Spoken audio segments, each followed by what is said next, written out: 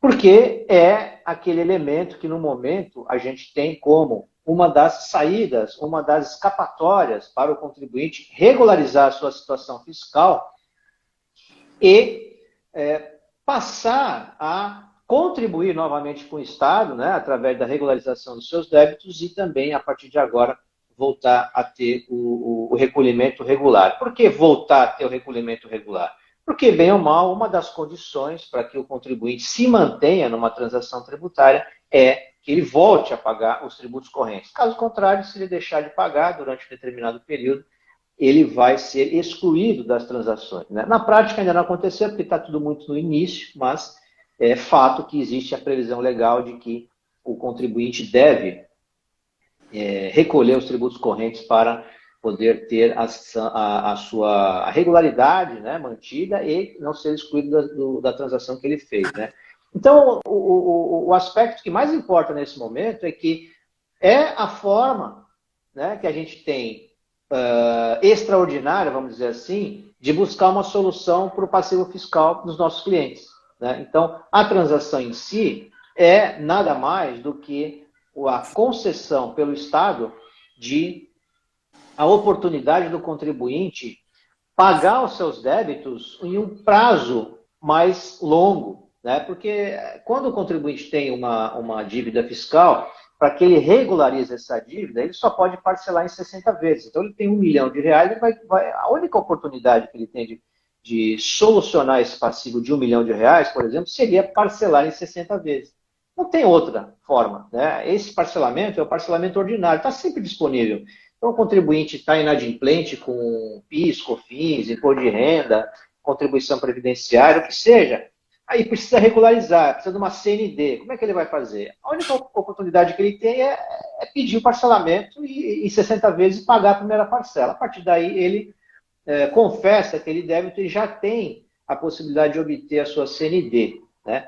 Mas agora, diante da crise econômica, e da crise econômica que já dura 20 anos, né, porque esses parcelamentos especiais e essas transações tributárias que surgiram há 2 anos atrás, são decorrentes da visão que o Estado tem de que a carga tributária no país ela é insuportável.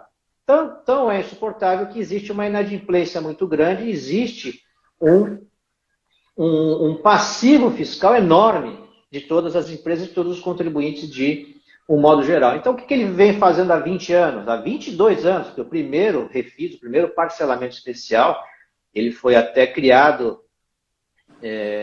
com base numa legislação meio precária na época, foi uma medida provisória, depois virou lei.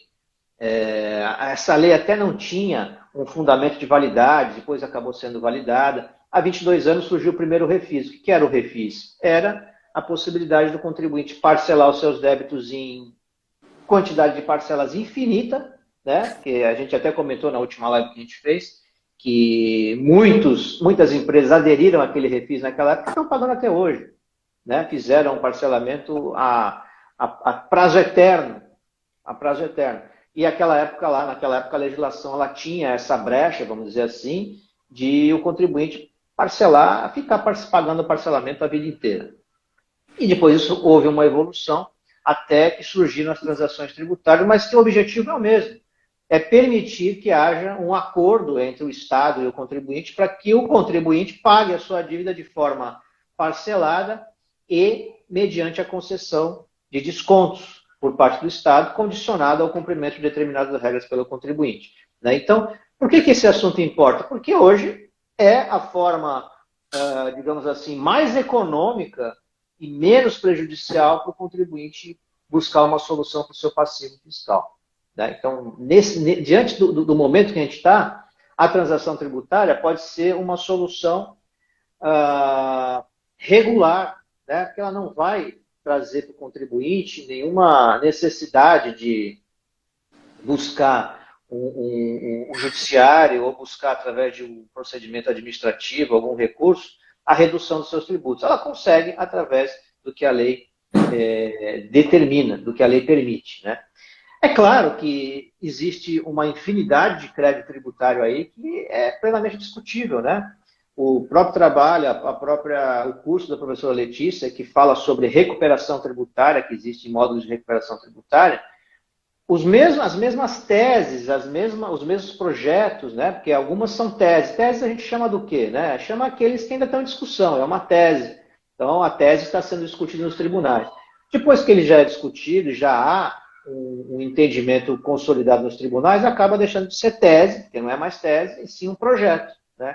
Então, esses projetos de recuperação tributária, eles se aplicam também na gestão do passivo fiscal, por quê? Da mesma maneira que uma empresa tem para receber de volta algum tributo que, obviamente, ela pagou, aquela empresa que não pagou tem o direito de não pagar mais, né? Pelo mesmo fundamento.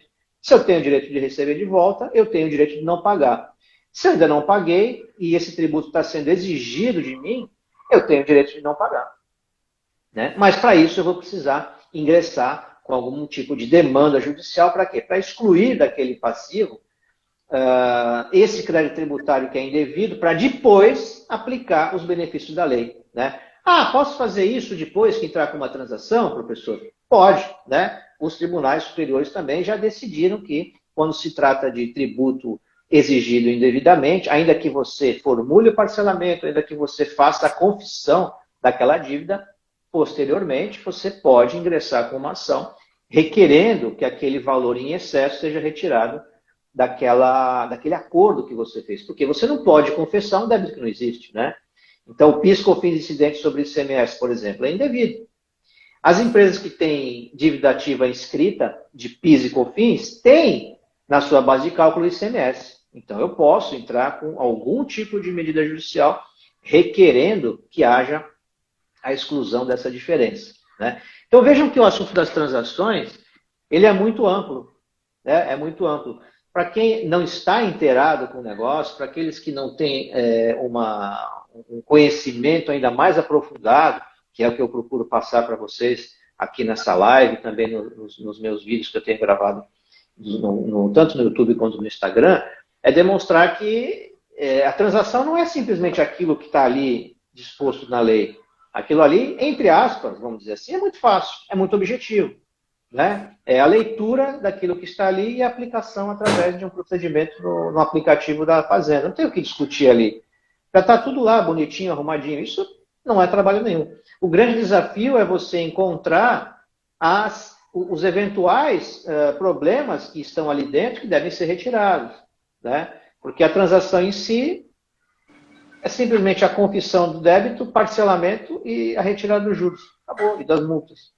Né? Agora, o que é que tem por trás disso? Né? Tem uma infinidade de coisas que você, como advogado do seu cliente, tem que alertá-lo, tem que apresentar para ele uma solução além das transações. Porque para fazer uma transação, ele não precisa de você. Né? Ele vai lá, entra lá no sistema do Regularize da Fazenda Nacional e faz a opção dele lá, acabou. Só que ele não sabe o que ele está fazendo.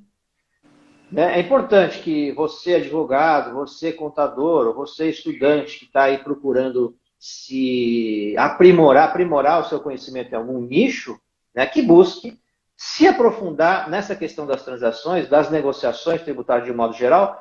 Por quê? Porque toda empresa deve tributo. Né? Não existe uma empresa que esteja 100% regular no sistema na questão tributária.